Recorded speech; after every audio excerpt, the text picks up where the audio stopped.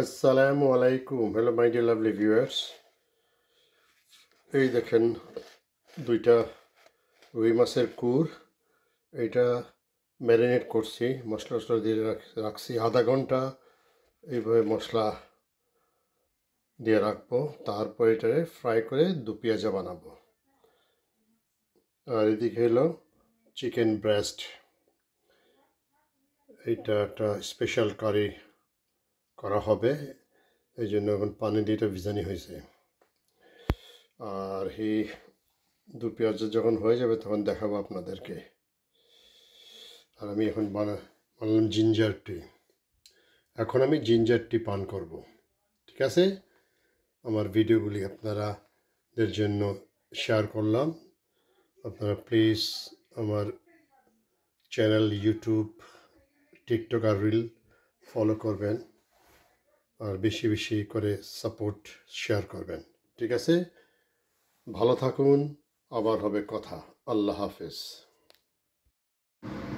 এই যে fried onion করলাম, দু পেঁয়াজা বানাবো, পাত্রে রাখা হলো প্লেটের মাঝে। আর এখন ফ্রাই প্যান অন করলাম আর সামান্য তেল দিলাম। তেলটা গরম হয়ে গেলে এই মাছগুলি ঢালবো। এর আগে একটু গার্লিক পেস্ট দিয়ে এটারে ভালো করে ম্যারিনেট করলাম, আর বাকি মশলাও দিলাম। ঠিক আছে, দেখতেই থাকুন। মাছটা তেলে দেওয়া হয়ে গেল, ফ্রাই হইতেছে দেখেন। কি খুশবু রে বাবা। রুই মাছের পেটি দিয়ে আজকে দু পেঁয়াজা বানাবো। ভাজা হয়ে গেলে এর উপরে ফ্রাইড অনিয়ন দিয়ে দিব। ঠিক আছে, অপেক্ষা করুন।